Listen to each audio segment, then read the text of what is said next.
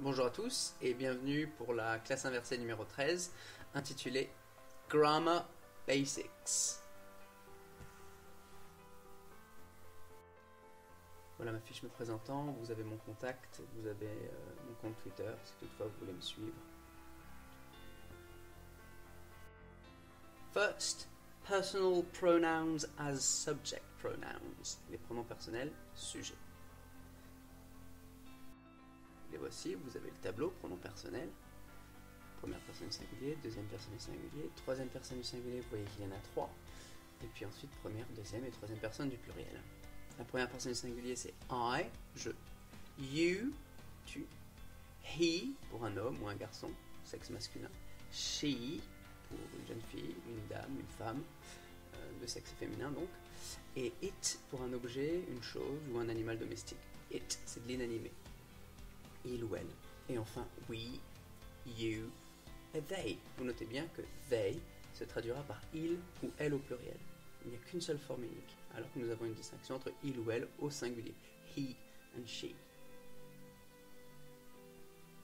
Number 2.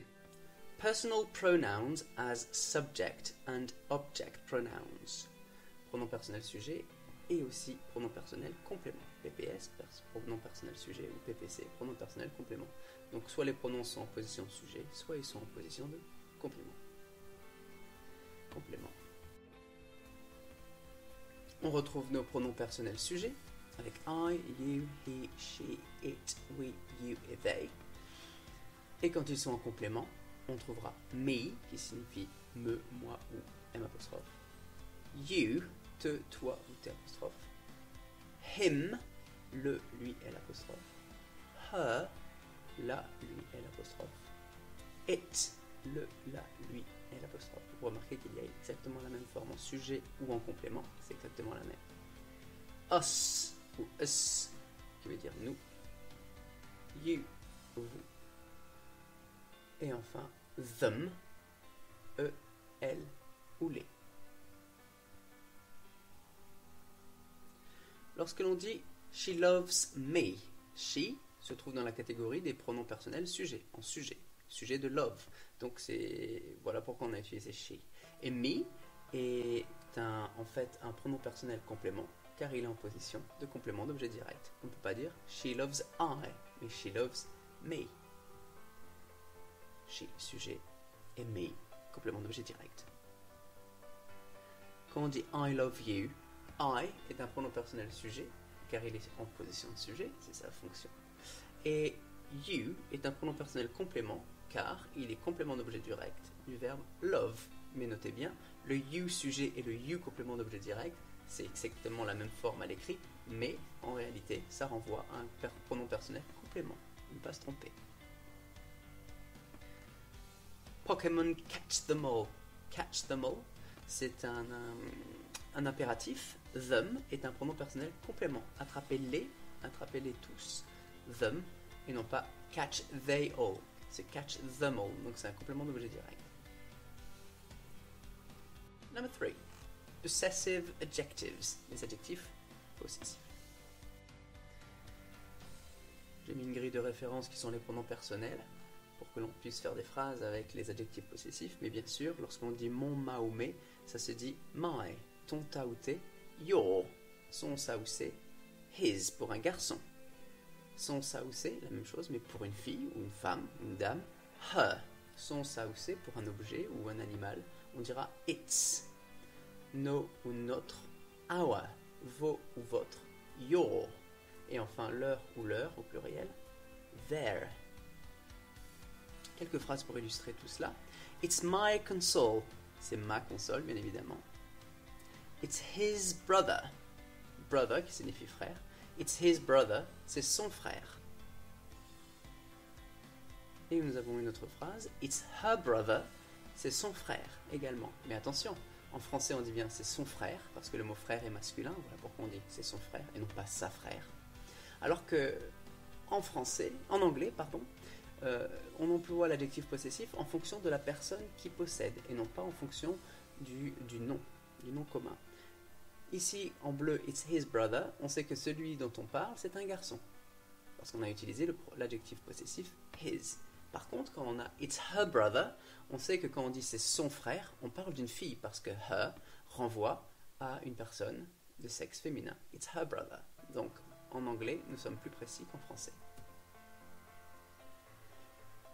It is our English teacher. C'est notre professeur d'anglais. On ne peut utiliser notre que lorsqu'il y a soi-même plus quelqu'un d'autre, au minimum. Donc il faut au minimum soi plus d'autres personnes. It's our English teacher. Number 4. Reflexive pronouns. Les pronoms réfléchis. Alors, le premier, c'est, pour parler de soi, moi-même, moi ou me, on dira myself. Te, toi-même, toi, yourself. Ce, lui-même ou lui, himself. Herself, itself. Pour un animal, une chose ou autre. Un non-humain en tout cas. Ourselves, yourselves, themselves. Notez bien que tout ce qui est singulier se termine par self. Et que non, dès qu'on passe au pluriel, ça se termine par selves. Avec le F se transforme en VES. Notez également que pour une fois, la deuxième personne du singulier et la deuxième personne du pluriel sont différentes. Il y en a un qui est vraiment singulier, self, alors que l'autre est pluriel. Yourselves. I cut myself. On voit bien le lien entre I et myself qui indique que je me suis coupé. I cut myself this morning. She, troisième personne du singulier, donc on aura aussi un pronom réfléchi complément à la troisième personne du singulier. She killed herself. Elle s'est suicidée, elle s'est tuée, elle s'est suicidée. The cat, que l'on peut remplacer par it, the cat hurt itself. Il s'est fait mal, il s'est blessé. We saw ourselves dying that day. On s'est vu mourir. We saw ourselves dying that day. Nous sommes vus. Nous sommes vus. Le chat s'est blessé lui-même, donc voilà, c'est ce qu'on appelle les pronoms réfléchis. Possessive pronouns, pronoms possessifs. Nous avons donc les pronoms possessifs, le mien, la mienne, les miens, les miennes.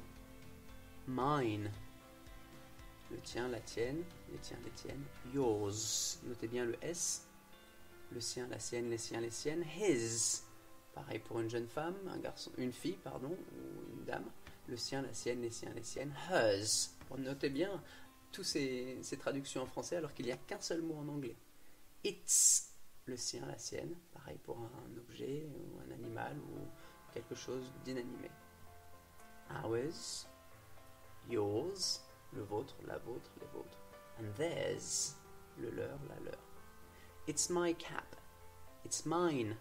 Et vous voyez bien qu'on ne répète pas le nom dont on parle. My est un adjectif possessif qui complète, qui qualifie le nom commun cap, alors que lorsqu'on utilise le pronom possessif mine, eh bien nous n'utilisons plus de nom commun.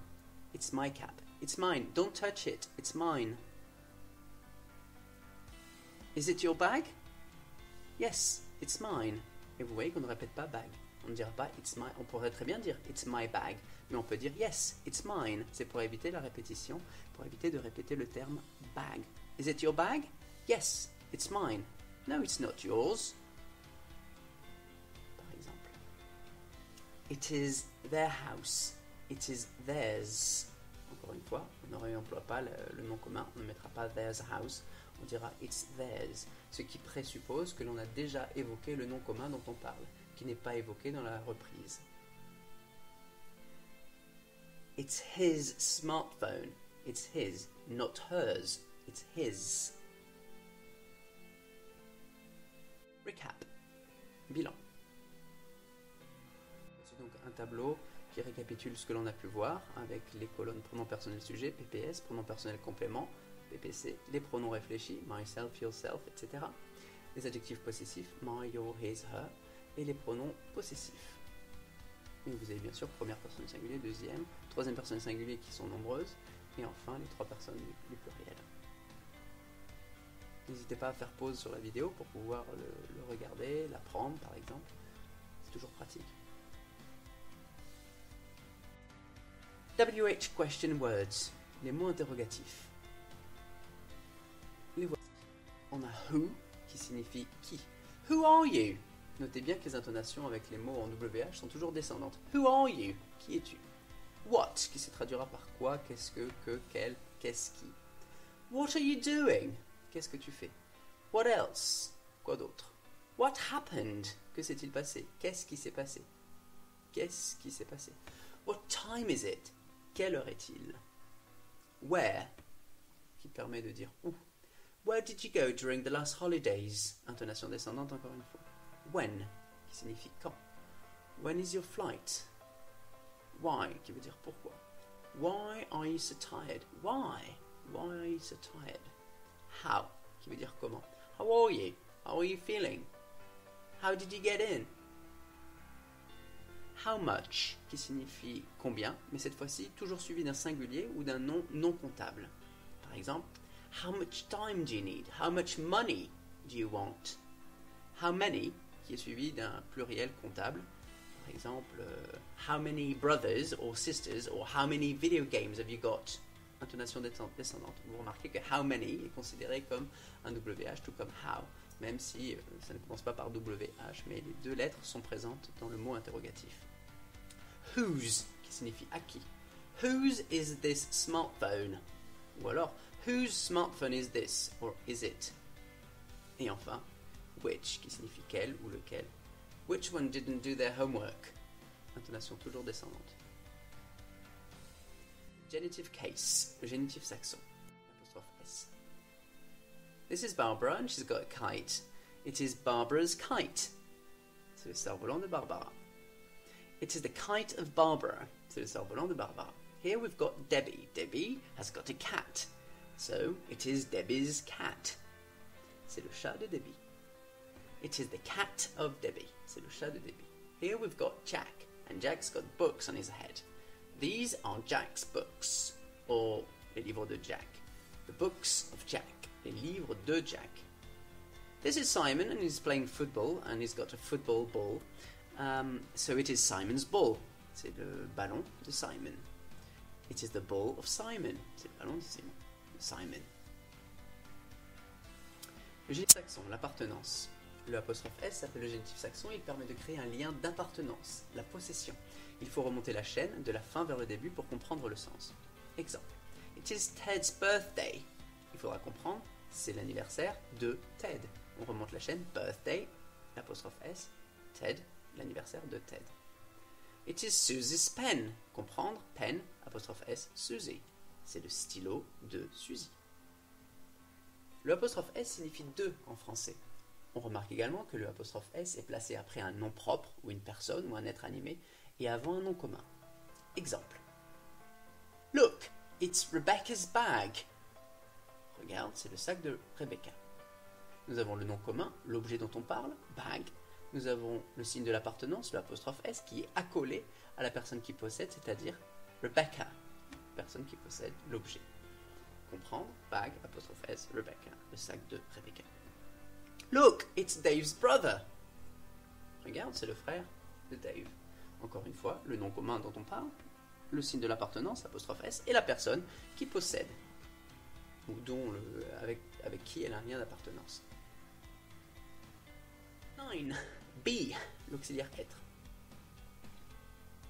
Voici l'auxiliaire être, le tableau avec bien sûr le singulier et le pluriel, les pronoms personnels sujet à gauche et les différentes formes affirmatives. Le symbole sera un plus, on appelle aussi une forme positive, la forme négative avec le symbole moins et la forme interrogative avec un point d'interrogation et l'inversion obligatoire entre l'opérateur ou alors l'auxiliaire en tête de phrase puis le sujet. Regardons cela de plus près. Auxiliaire être. I am ou alors apostrophe M. You are or your. He, she, it is, or his, she's, its. We are, we're. You are, you're. They are, they're. Nous avons donc à chaque fois deux formes. Nous verrons cela après pourquoi. À la forme négative, nous aurons I'm not, ou alors you are not, you aren't. He, she, it is not, or he isn't, she isn't, it isn't. We are not, we aren't. You are not, you aren't. They are not, they aren't. Et à la forme interrogative, cette fois-ci, eh bien on inverse auxiliaire, sujet, ce qui donne am I, are you, is he, she, it. Intonation montante. Are you, oh, c'est are we bien sûr, are you, et enfin are they. Donc là on peut voir une petite erreur de ma part, j'aurais dû les compléter. Are we, are you, are they. Veuillez m'excuser. On voit les traductions. Je suis, tu es, il est, nous sommes, vous êtes, ils sont, ils ou elles sont. Bref, vous avez toutes les traductions qui sont mentionnées. Ici, vous pouvez remarquer que I est en fait, en anglais, toujours en majuscule. Il ne sera jamais en minuscule, même en plein milieu d'une phrase. Les formes contractées, am, are, is, s'utilisent à l'oral, am, are, z, s'utilisent à l'oral afin d'aller plus vite. Alors que les formes pleines s'utilisent à l'écrit, car c'est plus formel. Voilà la seule distinction. À l'oral, les formes contractées pour aller vite, et à l'écrit, les formes pleines.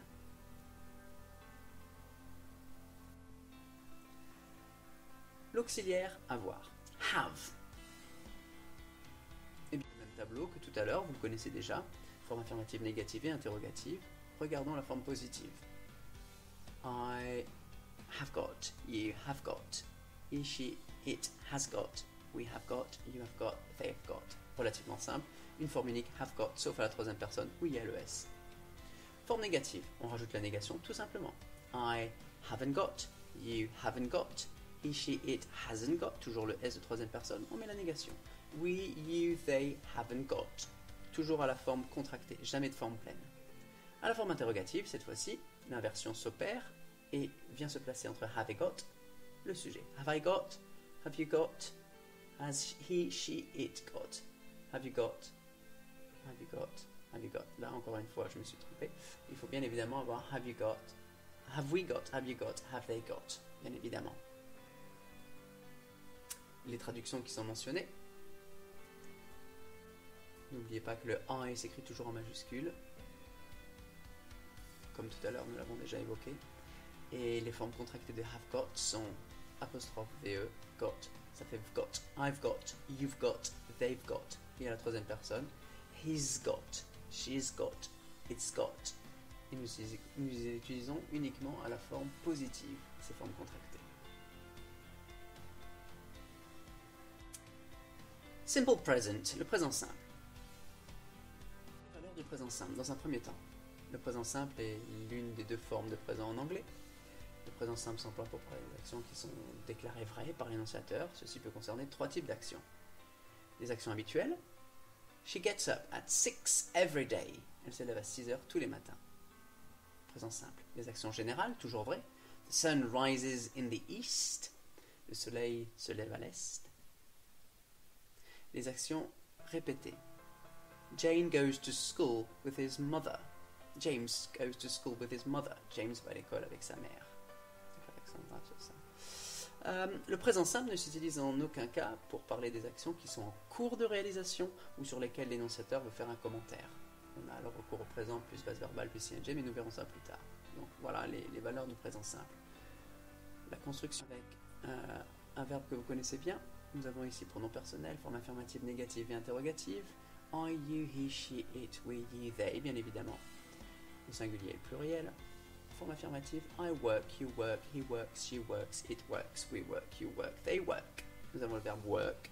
Troisième personne, on n'oublie pas le S. À la forme négative, vient aider l'opérateur do pour aider le verbe.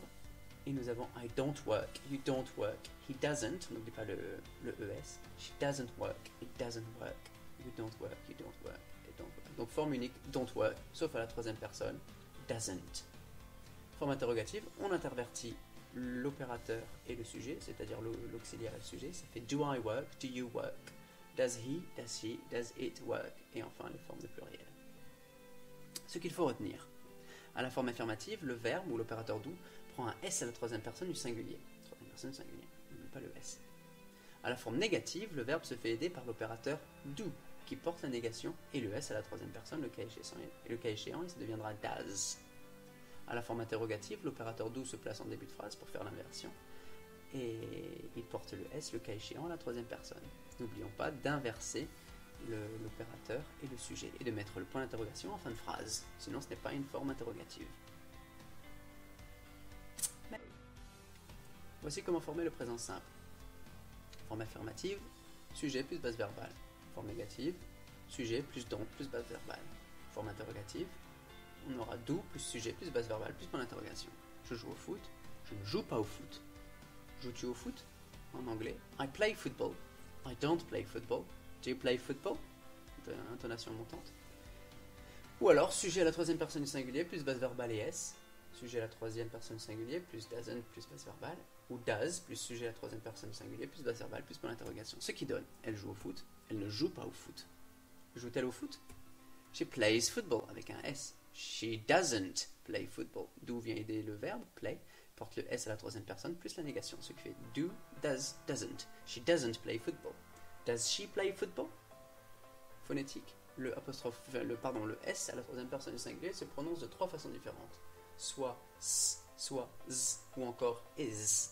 Alors s avec gets, soit z avec par exemple has, ou encore is avec brushes. Present continuous, souvent appelé comme ça par le passé, maintenant on l'appelle plutôt be plus base verbale plus ing, c'est le présent continu. Voici les valeurs de ce temps et de cet aspect. Le présent be plus base verbale plus ing est un temps très utilisé en anglais, mais il a des valeurs bien spécifiques. Le présent be plus base verbale plus ing s'emploie pour évoquer des actions qui sont en cours de déroulement. Elles sont inachevées. On ne s'intéresse même pas à savoir si elles sont achevées, on dit juste ce que l'on voit. On sait qu'elles ont commencé, mais on ne sait pas quand elles se terminent. Ne pas confondre ce temps avec le présent simple que l'on a vu précédemment. She is playing tennis. Elle joue, ou alors elle est en train de jouer au tennis au moment où on la voit. On ne cherche pas à savoir si elle va terminer dans 1 heure, 2 heures, ou si elle va terminer, et depuis combien de temps elle joue. Ce qu'on sait juste, c'est qu'au moment où on la voit, elle est en train de jouer au tennis. On a bien l'auxiliaire be au présent. J'ai mis 2 couleurs parce que nous verrons qu'il peut y avoir plusieurs formes de be. Et pour faire la distinction, pour bien montrer que be se décline et se conjugue. Be au présent, le verbe à l'infinitif, base verbale, et le ing en suffixe que l'on rajoute pour expliquer que la personne est en train de. Le ing, c'est le côté être en train de. Be plus ing, être en train de. La scène se passe à un moment bien précis, bien spécifique. Ce n'est pas forcément une habitude, c'est pour ça qu'on le barre, rien à voir avec le présent simple, mais c'est plutôt un arrêt sur image, comme si vous aviez un magnétoscope ou un lecteur Blu-ray et que vous mettiez stop, pause, et que vous figiez l'image, et bien nous dirions la personne est en train de faire ça sur l'image qui est figée à l'écran. Exemple concret. This is Homer Simpson, and on this picture, in this picture, Homer is eating. Is, be au présent. Eat, c'est la base verbale, et notre suffixe ing. Here, Homer is playing the guitar. He is thinking, if this is possible, he's thinking, and his kids here on the picture are dancing. Bart, Lisa and Maggie are dancing. Donc on voit bien que c'est un arrêt sur image et que l'on décrit ce qui est en train de se passer. Ce qui est en train de se passer. La construction du présent be plus base verbale plus ing, la voici. Forme affirmative tout d'abord. I'm working. You're working. He, she, it is working. We're working. You're working. They're working. Forme négative. I'm not working. You're not working. He, she, it is not working. We, you, they are not working. Forme interrogative, n'oublions pas l'inversion entre l'auxiliaire et le sujet, ça va donner am I working? On retire la négation, plus de négation, sinon ça fait une forme interronégative. On retire la négation, am I working? Intonation montante, puisqu'il n'y a pas de WH. Am I working? Are you working? Is he or she or it working? Are we working? Are you working? Are they working? Intonation montante. Les traductions, je travaille ou je suis en train de travailler. You are not working, tu ne travailles pas ou tu n'es pas en train de travailler. La forme interrogative, cette fois-ci, travaille-t-il ou travaille-t-elle? Work signifie travailler, mais signifie aussi marche pour un appareil. Est-ce que ça marche? Même si on dira plutôt, est-ce que cela fonctionne?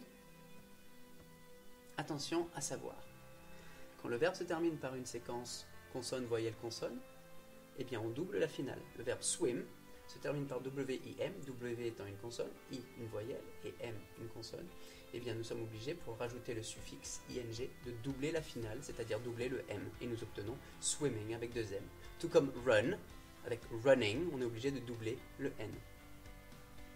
Les verbes terminant par un E muet le perdent, c'est-à-dire par exemple le verbe have, qui peut être un verbe également, si on rajoute ing, ça donnera having, le E disparaît au profit du ing.